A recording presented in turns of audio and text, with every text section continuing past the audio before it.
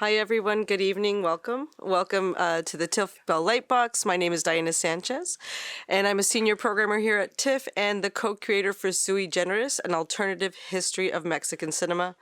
It's a program that started last Thursday. It's going on till April 7th, and it's a great opportunity to see some of the incredible treasures of Mexican cinema. I got the chance to co-create it with Guillermo del Toro, which was really, really fun. And it's a really kind of quirky series, which is why it's called Sui Generis. I want to just thank the team at the Cinematheque. They've been so great. It's been really fun to work with them.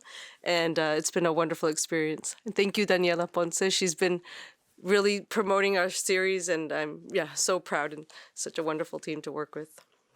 So to begin, we would like to acknowledge that tonight's event is taking place on the treaty territory of the Mississaugas of the Credit First Nation and the traditional territory of the Haudenosaunee, the Anishinaabe, and the Huron-Wendat, and we're very grateful to have the opportunity to work here. I'd like to thank our lead sponsor, Bell, our major sponsors, RBC, L'Oreal Paris, and Visa, and our public supporters, Ontario Creates and the Canada Council for the Arts. Thank you so much. So this evening, we're going to be seeing The Realm of Fortune. We have here the screenwriter, Paz Alicia Garciadiego, and Arturo Ripstein, the filmmaker. Welcome them. Thank you. So happy you're here. No, thank you. I'm so happy to be here. Thank you. What would you like to say? Good evening. Thank you very much.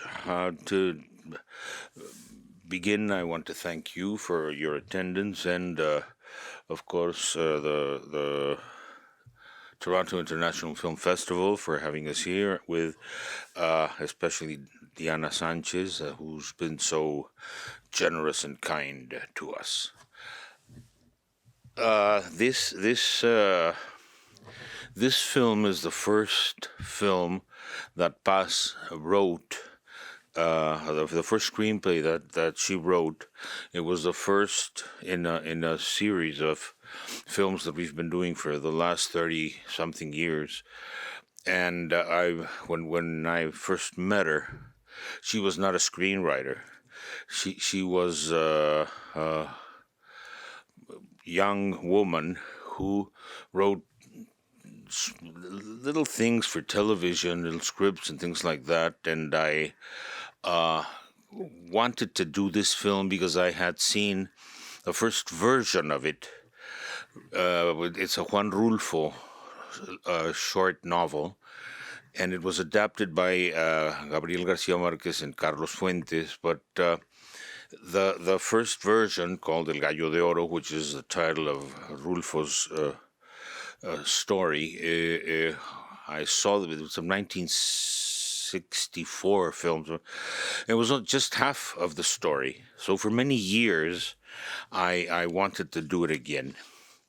I knew Rulfo more or less well, and I went to him after he had the rights for his novel back to him in order so that he could give them to me, so that I could pedal it, push it in order to make it. And I had known Paz for a while because we more or less worked together. And I went to the head of the film in Mexico, and I said, I want to do this Rulfo thing. And he said, well, great, who's going to write the screenplay?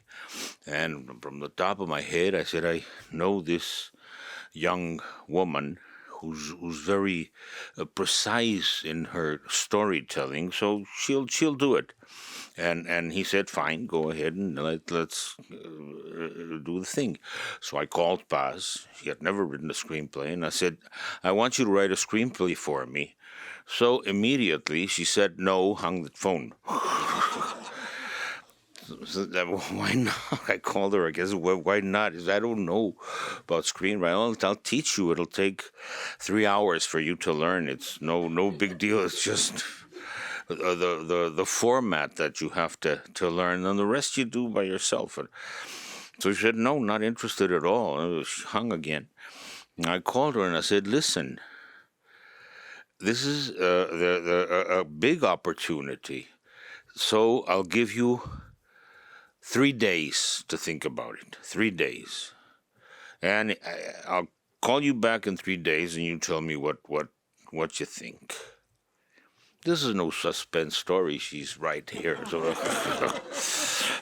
but I said I'll call you in 3 days, and I said no. So I called her half an hour later. One's got to be like that, on top of things. And so I called and said, "What do you think?" So she didn't know what to say. So I said, "Okay, tomorrow we have a meeting. I'll teach you." So she was more or less obliged to say yes, even though she never said yes. Still not. But any case, fade out, fade in. I convinced her. She wrote the screenplay, and this is the beginning. I never thought it would be the beginning of such a fruitful and long collaboration. We've done about 13, 14 films together in 35 years, which is quite formidable, and that's it. You're going to see the results right now. So it's your turn. Well, after he destroyed my reputation, I was scared to death. That was the only answer. Scared to death. I hope you'll enjoy the film and see you after the film for the Q&A. And better to talk in advance of the film. So we'll be glad to talk with you after the film. See you.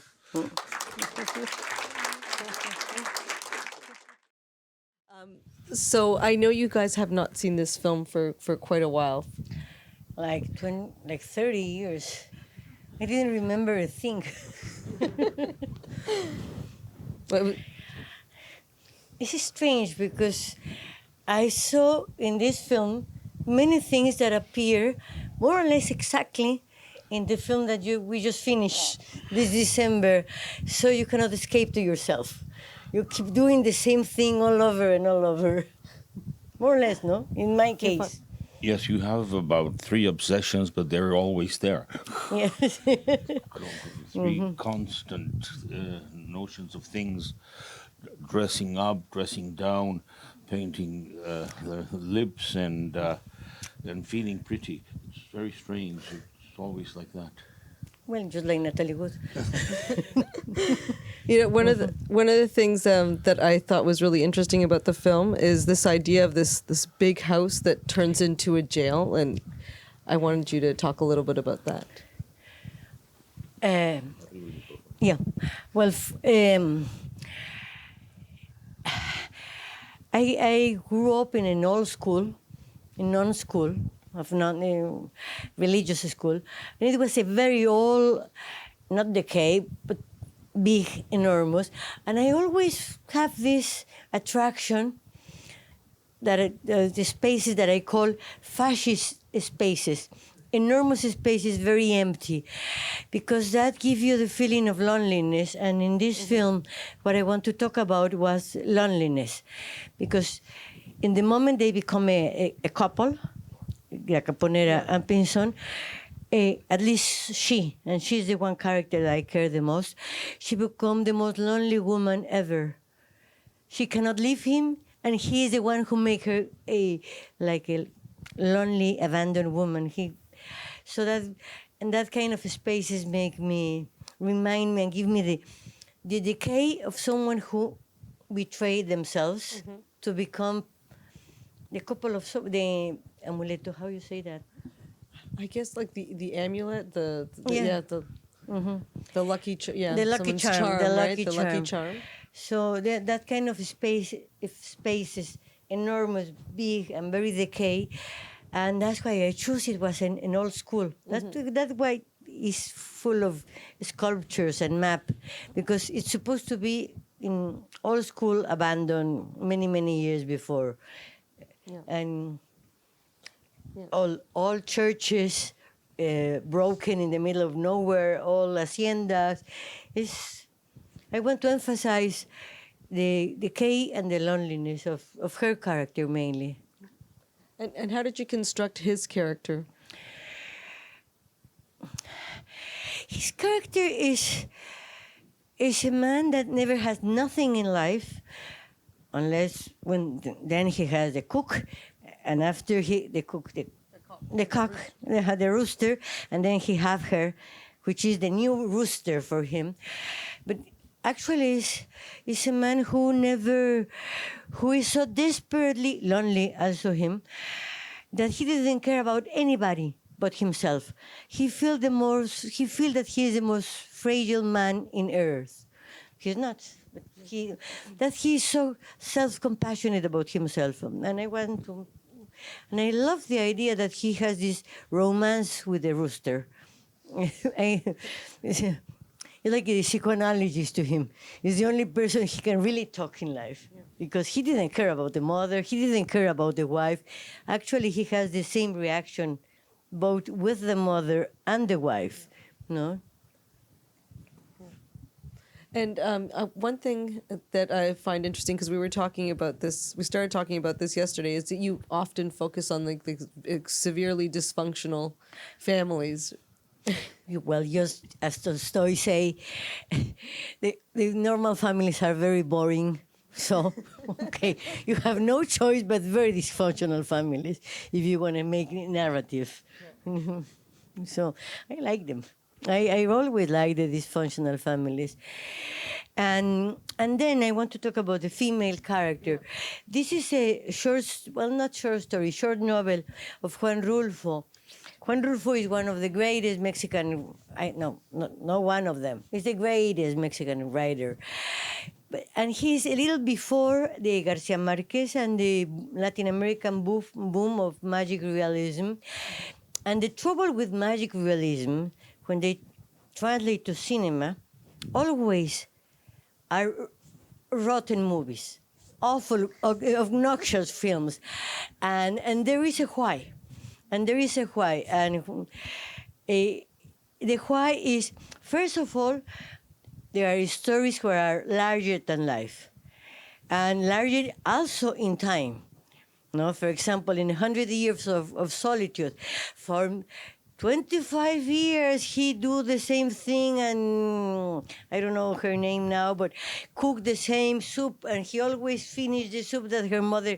And the beauty relies in the 25 years doing the same. Cinema cannot accept that. Cinema has another terms of narration. And the other point is characters in magic realism, and this film has touch of magic realism that I try to subdue it and almost make it disappear. But anyhow, the characters have no psychology. For example, 100 Years of Solitude, because he's the more known of the magic realism in Latin America novels. Remedios la Bella. She was just beautiful. What is the name of the old matchwork? Well, okay. They have no psychology. They're unidimensional characters. And so the Caponera in the short story is wonderful. I don't want to diminish the short story. It's the last things I want to do. But it's different to read something than to watch it in the screen. And in the screen, I need a more multidimensional character. In the book, she was just a very sexy, broad-hipped lady. And that was it. The object of desire. She has no function, no active function in the story. She just died because she just died, but she never get trapped in the house. She never feel that have this sense that she's trapped. She has no escape. Now I'm here forever, and the film just happened to her. It's just focusing him, and so in this case I have the freedom to do with her whatever I want, and I did this broken woman. You know, and I was also reading that, I mean, and I've noticed in a lot of your films finding beauty in the sordidness of life. And if you can talk to us a bit about that. Well, I think Arturo can. No, you do it. You do it. This is the sordidness of life. Well, I told you before I went to religious school, so I have very clear religious notions of life. Humanity is born, the mankind is product of a sin. If Cain and Eve didn't commit a sin, they were not human beings. So we all are product of a sin. The only parts of the human beings which I care is the sin, because that's the human part. The other ones belong to the angels, and I don't care. Really, I don't care. Good for them. So she was raised by the nuns. I'm Jewish. So she puts the sin in the movies. I put the guilt. So it turns around and it becomes sordid at a given point. Yes, never do that. Yeah, no, yeah, but I do believe that in the more twisted stories, you find the more human and in the humankind, in the more human deep scene, you find the great. I'm sorry, my English tonight is very bad. Not happens every night. Tonight is one of them. But well, that was it. That was it. Also, like, if you can talk to, a little bit about melodrama, because I know you've, I know turning melodrama on its head is something that you're very interested in. Well, yes. Mexico has a long tradition of melodrama. In the 30s, 40s, and 50s, Mexico has been making not only soap operas, but films and also novels. And I have a natural tendency to speak in melodramatic terms. And one day I was asking myself why. And I have this conclusion. I don't know if it's scientific or not, but it's mine. And I do. For many, many years, since the 1917, in the 20th century, we have one regime who was overwhelming the PRI. And it's not that it was a hard dictatorship, but it was monolithic. And as long as it was monolithic, there is no real information. There was just like something very boring that you read in the newspaper. So the agora, how you say agora in English? Agora, I imagine is the same. I think it's agora, yeah. Agora? Did you understand what agora means? Yeah? Can you say it in English? Okay, well, so the agora disappeared, the public arena where the people can discuss the public affairs disappear, and the only dialogue of the society happens inside the houses. And inside the houses is when melodrama can raise and grow. And that's, I imagine, maybe that's the explanation. That's why in Mexico we are so comfortable with melodrama. And I was born and raised during that era. So I was a child of the melodrama. I like to have a turn, and the turn is moral. I do not judge my characters. I try to embrace them and even push them to keep committing sins. Thank you. So we are going to have some time to take some questions from the audience. Yes. Yeah? Yeah. There we go. I noticed an analog between the Castle of Purity and this film, but it wasn't written by you, like the Castle of Purity. So I was just wondering, like, what your thoughts are on like the multiple intertwining themes between the two films. Is that coincidental, or is that maybe having to do with the director? I'll just leave it to you guys to answer that. Yeah, good. Yeah, it's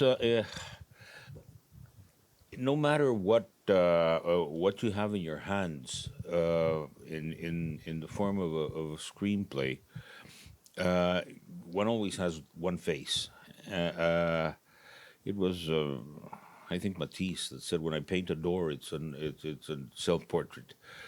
You're always more or less the same, but the better the screenplay, the more possibilities that you have to have a good film. It is possible to make a movie without a screenplay, without actors. It's not possible without a camera. But if you have a good screenplay, good basis, you have the possibility to have the better options for a movie. And in any case, I've been doing this for a long time, and inevitably, the movies sort of look alike in certain things. What Paz was saying at the beginning of her presentation here is I hadn't seen the film in many years. I try not to see my films. It's very difficult to sit down and watch what you've done. You only see mistakes, errors, horrible things, which fortunately not everybody does. And what she was saying is from many of the things that appear in this film, which was not only the first film we did together, was the first film she wrote, appear again constantly in the 12, 13 or 14 films that we've done together. And especially, we're very close to the one we just finished. We just finished shooting a film in mid-December. And watching many things of this one, they are transposed verbatim, exactly in the same manner and fashion. So it's inevitable that you find your own face constantly. Some say it's not good, that you have to renew yourself and stuff like that. I remember one time Guillermo del Toro was at a given point my assistant, and things like that. We worked together in a couple of things. He, at a given point in a slope in my life, he called me and he said, "Hey, you have to reinvent yourself.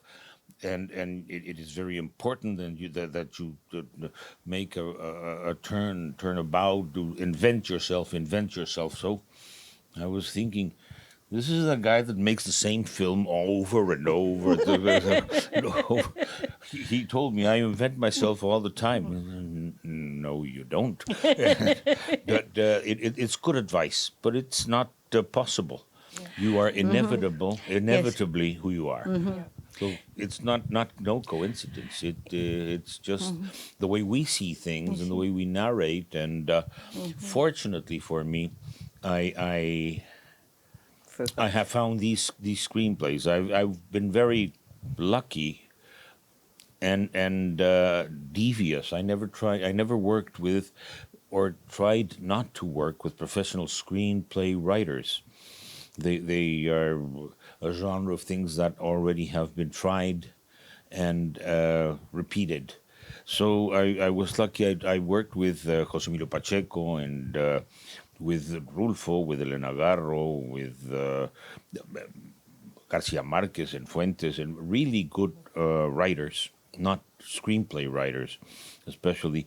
But I can say that, and it was good and it was enthralling, no doubt. And but I have to say it is true that when I found Paz's screenplays, I found my voice, the voice that I was lacking in other things. So it made the full circle. So why change when you found the circle, which is the sphere, which is the perfect geometrical form? So I've been lucky and good at keeping her. When I told her to do the screenplay and she said no, but finally she did, I said she's so good that I'll not only do another film with her, I'll bring her home to live with me, because we can save a lot from the faxes and the things. So she did, and it's been good. I'm your lucky charm. But I'm going to tell you when I die. I'm going to tell you before. You're going to warn? Yeah, I'm going to warn you. Thank you. I really loved the film. I've never seen it before, and I was first introduced to both of your work when I saw Profondo Comensi on British television when I was, I think, maybe in my early 20s, and it really blew me away. And one of the connections I felt with this film was that they're both so uncompromising. I think, you really take the situation to its furthest point, and I really admired the kind of unflinching quality. And, you were saying how you care so much about the characters, and have you ever been tempted to kind of compromise? I mean, or to kind of draw back a bit? Because I find it so... Well, first of all, thank you. Yes, thank you. No, it's not compromising. It's we've never done a film that was intentionally very commercial. That we say, let's make a lot of money. But in Mexico, you do not necessarily build a career from success or failure. You have to be constant and have some certain recognition, and that recognition will make it possible to make another film. It's not easy, but you don't have to be successful to keep going, which is important. And about Profundo Carmesí, I'm glad you mentioned it, because I'm working on that film right now. Because when it first came out, I had to take about 14 minutes off from a contract that said that I couldn't go over 2 hours of film. And the producer in France, Marine Karamitz, who's an evil man. Yeah, a son of a bitch. I vouch for that. He took off 3 scenes, not very long, but 3 scenes out of moral issues.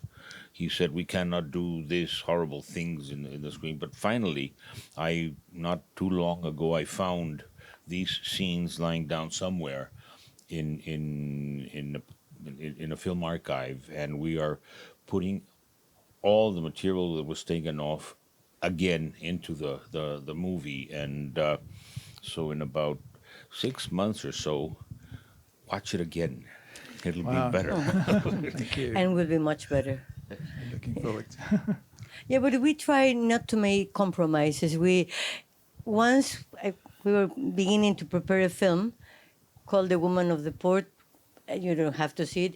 But Arturo, I asked Arturo told me, I don't want, and it's about an incest. I don't want an immoral film. I want an immoral film. A film where sins do exist, and I do it because I like it. That was the whole idea of the film. And we did it. Yes.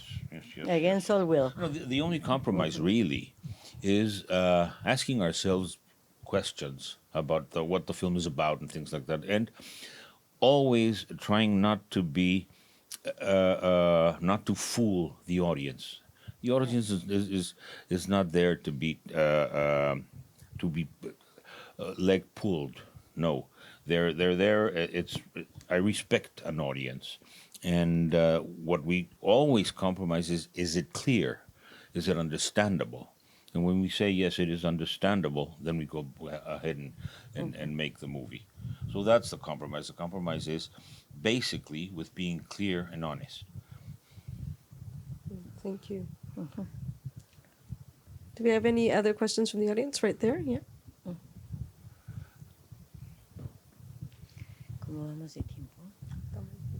Hi, can I ask this question in Spanish or do I Yes. have to? Okay. Well, Yeah, and you I'll translate. translate. Yeah. Okay. Yo soy estudiante de artes plásticas de México y me parece muy interesante precisamente este periodo de transición en la creación artística en México en ese momento, desde del muralismo mexicano hacia la generación de la ruptura, y más allá, cuando estas disciplinas artísticas, no solo las plásticas, la literatura, el teatro, el cine, se empiezan a nutrir la una a la otra. Entonces tenía curiosidad de saber si a ustedes en su producción, qué otras disciplinas artísticas, sea de la plástica, la poesía, obviamente hay mucha influencia de la literatura, del realismo mágico, entonces quería ver si qué otra disciplina Right. Yeah. So the film was released in '85, and she's interested in this time period for cinema, art, literature in Mexico, and what other art disciplines did you incorporate in your work, or do you? It's peculiar because that you ask that. There is right now well, she's referring to a period, a precise period in time, which is around the end of the 60s, from 68 to 72, something like that, where there was a generation of painters called a fracture or something like that, where they broke with the president, which was the Mexican School of Painting, which began with the pre-Hispanic notion of art, and then it became very seriously after the revolution, where we had to have an identity and paradigms and optimism. There was the Mexican School of Painting, which included Rivera and Siqueiros and Orozco and the great, enormous painters of the time. In the 60s, a young generation of painters, artists in general, started to break with the no tradition that we had upon our heads. Mexico is a country that invents its tradition constantly. And the tradition that was on top of us in movies, it was melodrama and films that included the notion of the country we wanted to be, not the country we were. In painting, in the theater, in these disciplines, everything also was fractured and broken from this generation. There is now a great big exposition in Mexico in the big Museum of Modern Art, the university, about this period exactly. And I was invited to go see the exhibition, and I was there watching 4 of my films that I made in short films, 1 long and 4 short ones, and how we began denying everything that was that gave us identity. I belong to a generation of. I'm the heir of a generation of filmmakers, the Nouvelle Vague, and the Italians of the time, Fellini, Visconti, and Risi, and all those that truly beheaded our creators. So it happened all over the world. It was a constant in the world. We stop now and we invent, like Del Toro issues, new things.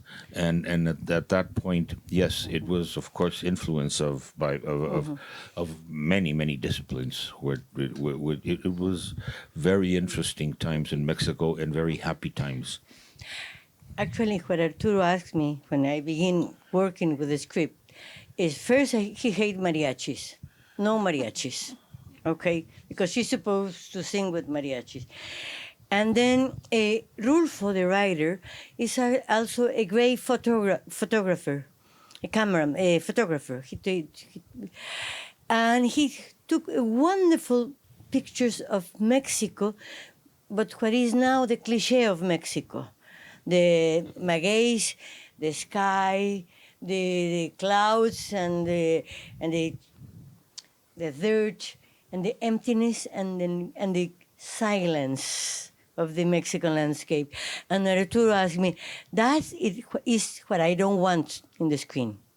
I want the real Mexico. And in that moment, I have a connection of what he was asking me. When I was a young child, I remember I feel very betrayed because the first thing that you learn at school are the 4 seasons of the year. We have no seasons. No. Then you draw a house, and it's a typical house with the red roof and an apple tree and there is small lake, and you go outside and there is a place where where they repair tires, and there are dirt and plastic. So we decided we're going to make an aesthetic for the film, which is the countryside rotten by the city.